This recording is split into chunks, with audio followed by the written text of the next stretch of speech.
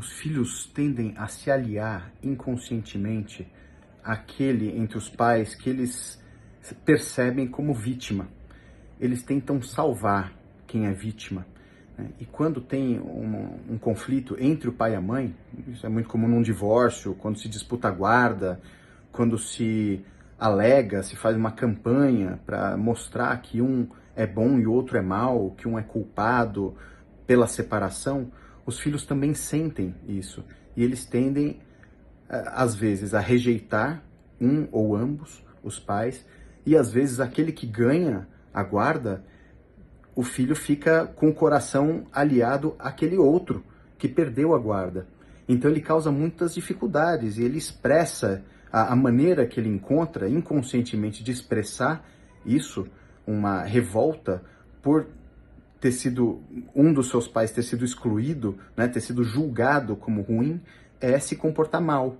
E às vezes até se comportar mal exatamente como aquele que supostamente ganhou condena, né? É uma forma de chamar atenção, né? De chamar, olha, eu estou me comportando que nem o meu pai, ou que nem a minha mãe, para ver se você honra, para ver se aquele que está com ele, que ganhou a ação, que ganhou a liminar, às vezes às custas até de uma denúncia na delegacia, que pode ou não ser verdade, mas no coração do filho, ele se alia à vítima, né? E é interessante porque às vezes a pessoa dá uma queixa da Lei Maria da Penha, portanto como vítima, né? Estou sendo vítima de violência.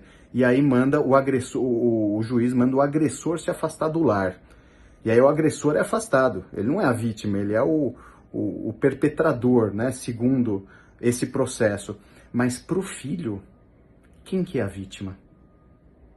Percebe? Não é que em todos os casos sejam iguais, mas é interessante a gente observar isso aí. Você que está envolvido numa situação como essa, né, da sua própria família ou como advogado, é importante perceber qual o efeito no filho. Às vezes o filho sente que aquele que foi afastado do lar pode ser a vítima. E ele se alia àquele que foi afastado do lar. E ele não quer mais conviver com a mãe que deu a queixa na delegacia. Eu tive um caso desse essa semana. Foi exatamente assim, né? O filho não quer mais conviver. E a mãe fala, mas está praticando alienação parental. Mas para o filho, esse ato de fazer uma denúncia contra o pai e obter uma medida liminar, isso transforma no coração do filho, às vezes, tá? Não posso generalizar, é claro, mas às vezes isso equivale a uma agressão contra o pai. E o filho se sente agredido, porque tá tirando o meu pai. E aí ele se alia ao pai, ele não quer mais saber da mãe, fica sem querer falar com a mãe. Que situação, né?